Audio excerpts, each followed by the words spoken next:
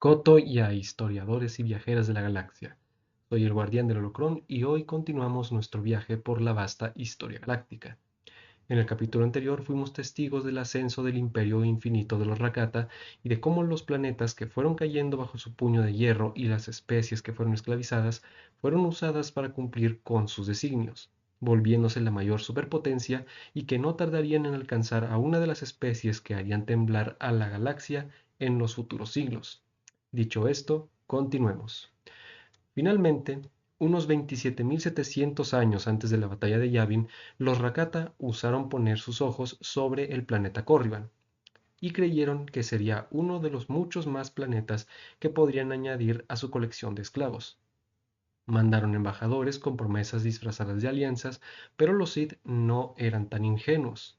Su líder, el mítico Rey Hadas, que era un ser inmenso de poder y de gran sabiduría brutal, que había gobernado a su pueblo durante 300 años, e incluso los Rakata le enseñaron la manera de crear su propio holocrón, con el fin de ganarse su confianza, pero el monarca de los Sith percibió en la arrogancia Rakata la intención de conquista y no toleraría las cadenas ni pactos envilecidos, así que no tardó en estallar la guerra.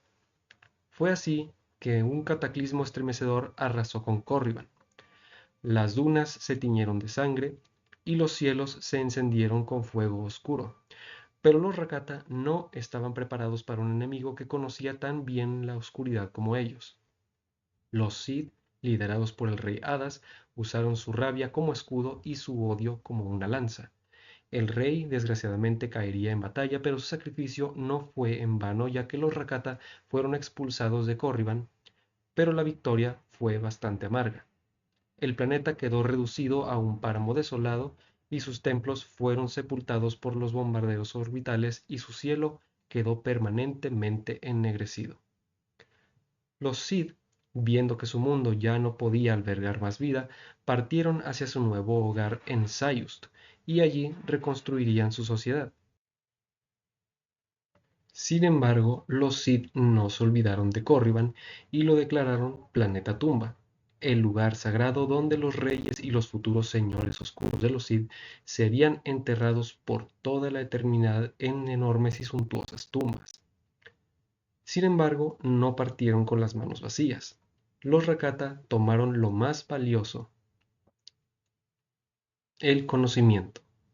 De los Rakata consiguieron algo que nunca habían podido llegar a imaginar. Entre los restos del conflicto, los Sith capturaron fragmentos de su tecnología como matrices hiperespaciales, naves estelares, generadores de energía oscura y mapas de rutas estelares, y con ellos construyeron su propia red de expansión. Dominaron los viajes a través del hiperespacio y comenzaron a colonizar los sistemas circundantes, que sería una región en la que en milenios futuros sería conocida como la Caldera Estigia y así nacería el espacio Sith, no como una copia del Imperio Infinito, sino como su heredero natural, más paciente, más estratégico y más letal. El espíritu del rey Hadas viviría en sus descendientes. La oscuridad ya no era solo una herramienta, sino una identidad, y donde los Rakata imponían con fuerza, los Sith influían con temor, sabiduría y poder. Algún día la galaxia sentiría su presencia, y mientras la sombra del espacio Sith se extendía como una llama sigilosa en los bordes del conocimiento, el corazón de la galaxia palpitaba con un nuevo anhelo, el deseo de expansión. Las cenizas de antiguas guerras no detuvieron el ímpetu de la especie humana, que había comenzado a madurar en el mundo que también atrás habían llamado Notron, y que ahora, bajo estratos infinitos de ciudad y estructura, era conocido simplemente como Coruscant. El nuevo nombre del planeta se asociaba con una gema rara y valiosa llamada Corusca, y se dice que las luces de la ciudad de Coruscant, vistas desde el espacio, se asemejaban al brillo de estas gemas.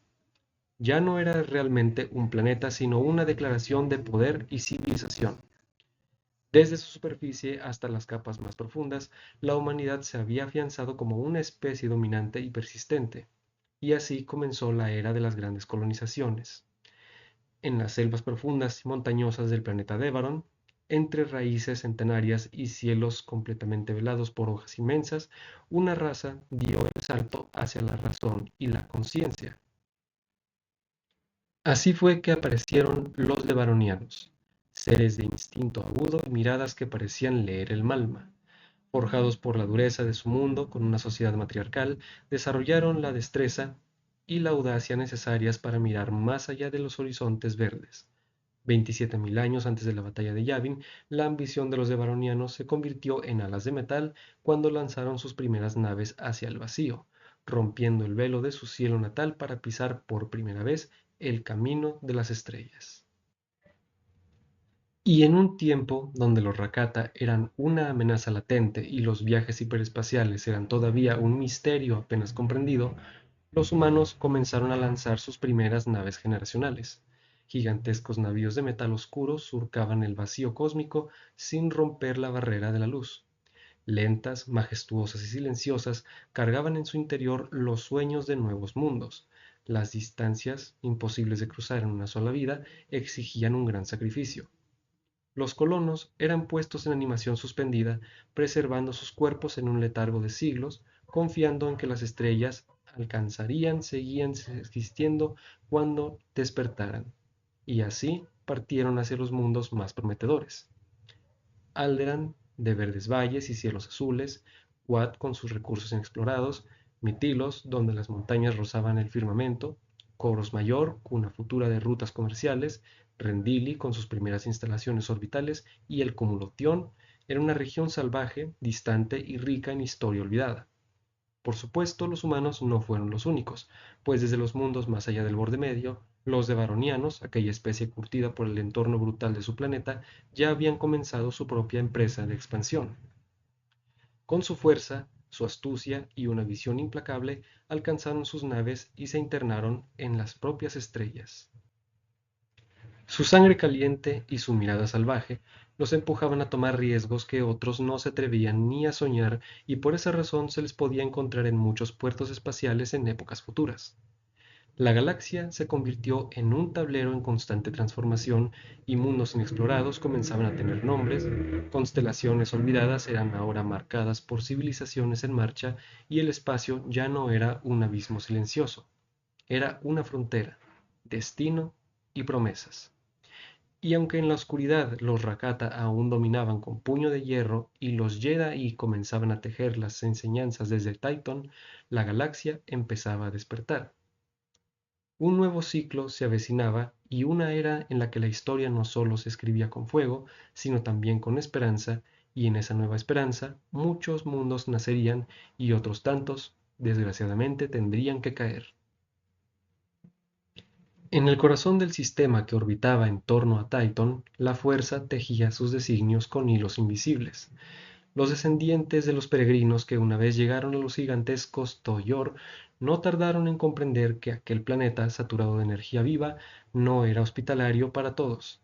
Aquel que no sentía el llamado de la fuerza caía víctima de tormentas mentales, bestias salvajes o delirios que brotaban del propio mundo.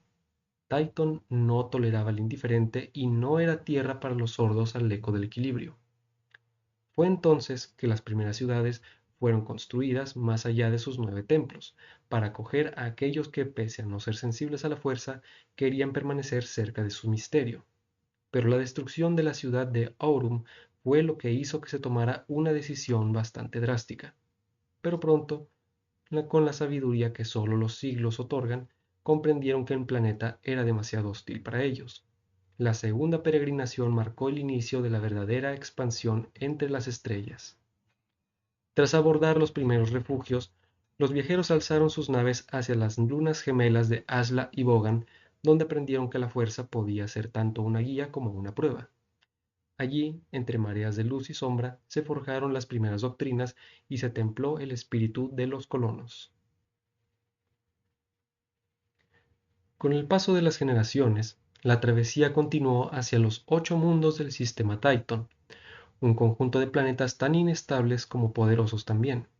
Mancha Solar ardía con una energía imposible de domesticar, Malterra ofrecía suelos fértiles a un alto precio, Nox ocultaba antiguos secretos bajo cielos perpetuamente oscuros, o Kreb-Quar que era severo y silencioso, exigía disciplina a quienes deseaban habitarlo. Cada mundo dejaría su huella en la cultura y en la creencia de los peregrinos, pero Titan no fue el final del éxodo. Impulsados por visiones y presagios, algunos se aventuraron aún más lejos, hacia regiones que los mapas apenas se atrevían a nombrar. Por ejemplo, en el planeta Calimar hallaron un mundo áspero y disidente que también era bastante distante y que sirvió como punto de encuentro para otros peregrinos y buscadores espirituales. Incluso fue refugio para la secta Stargazer, unos fanáticos que buscaban reactivar una de las legendarias puertas infinitas, pero que fueron vencidos por la Ranger Leonory Brook. Mientras tanto, en el planeta proscrito de Shikakwa, aprendieron el precio del exilio y en los bosques de eternos de Skagora levantaron santuarios ocultos entre raíces milenarias. Incluso los colosales lunas de los gigantes Obre y Mar vieron surgir asentamientos humanos diminutos frente a la vastedad de aquellos titanes celestes. El último destino sería conocido como la peregrinación y también el más temido, la Puerta de las Furias, un planeta remoto envuelto en hielos y tormentas eternas. Solo los más resueltos osaron cruzar hasta allí, convencidos que el conocimiento verdadero se hallaba siempre en los confines del espacio conocido. Muchos no regresaron y de los que lo hicieron pocos hablaron, pero todos cambiaron para siempre. Así terminó la segunda peregrinación, no como una simple expansión territorial, sino como el nacimiento de una era, en la que la historia y la leyenda quedaron unidas para siempre en la memoria de la galaxia. Pero en los márgenes de la calma también germina la tormenta.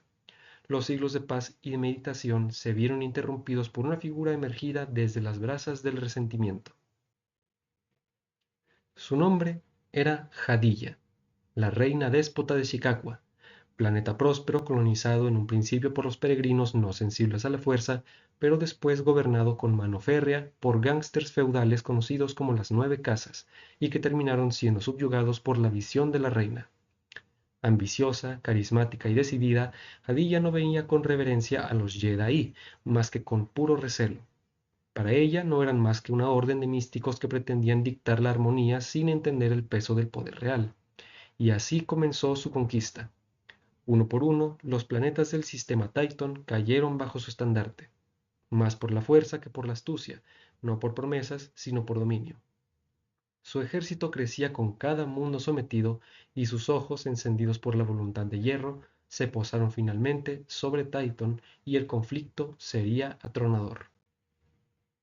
Así fue como la Guerra de la Déspota del año 25.805 antes de la batalla de Yavin estalló de manera feroz y decisiva, aunque no duró mucho. El planeta respondió con terremotos y tormentas que parecían nacer del núcleo mismo de la fuerza y parecía que nadie escaparía de su furia. Los Jedi, que tanto habían predicado el equilibrio, se vieron obligados a tomar partido, a empuñar sus espadas y a dejar atrás la contemplación por el acto. En los valles donde la luz y la oscuridad bailaban al unísono, se libraron batallas que mancharon la historia. Murieron sabios, cayeron templos y se quebraron alianzas. Pero en la recta final del evento, en una meseta azotada por los místicos vientos de los dioses antiguos, Hadilla encontró su destino. Fue gracias al Jedi Dagen Locke, impetuoso, brillante e inestable, quien se ganó su confianza, fue tomado como un amante de la reina, y con palabras ardientes y una espada de doble filo, Dagen desarmó primero su espíritu y luego su cuerpo. La reina déspota cayó en una de las noches que pasaban juntos, y con ella la primera gran guerra del sistema Titan terminó. Aquel conflicto, que habría de recordarse como la primera de las guerras de Titan, no fue el final, sino que apenas sería el presagio, porque desde ese día la Orden Jedi jamás volvería a ser la misma. Locke, ahora ascendido al rango de maestro, descendió a la misteriosa cima bajo el templo de Anil-Kesh y tuvo terribles visiones del futuro, visiones que pronto se harían realidad, donde los Jedi se enfrentarían en una cruenta guerra contra los enemigos que portaban sables llameantes y que eran alimentados por la fuerza. En las mentes de muchos, la idea del equilibrio comenzó a desdibujarse y algunos empezaron a ver el lado luminoso como el camino verdadero. Otros, fascinados por la intensidad y el poder del lado oscuro, comenzarían a cuestionar las antiguas doctrinas. El corazón de Titan seguiría latiendo por el momento, pero su pulso ahora sería desigual. Y así, sin que lo supieran, una grieta se había abierto en la historia, una grieta que con el tiempo desgarraría el alma misma de la galaxia.